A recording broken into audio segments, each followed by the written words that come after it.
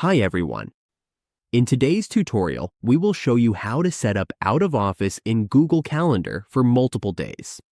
This is perfect for vacations or extended time off, helping us automatically mark ourselves as unavailable. Now let's get started. On our Google Calendar, we first click the Create Event button in the upper left part of the dashboard. Here, we can click Event. We will name this event Out of Office. Next, we set the date. For example, if we will be out and we want to choose multiple days, all we have to do is select All Day. Then we choose the dates from the 17th to the 19th. This means we will be out of the office for 3 days, as you can see. Now, we take this more option so that we can change from free to busy, so others will know that we are busy on those dates.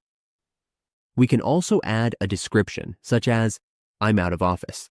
Please do not disturb." Once we click Save, we can set out of office for multiple days.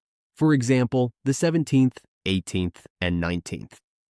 We can also make it up to 1 month if we want to be out of office, depending on our preferences.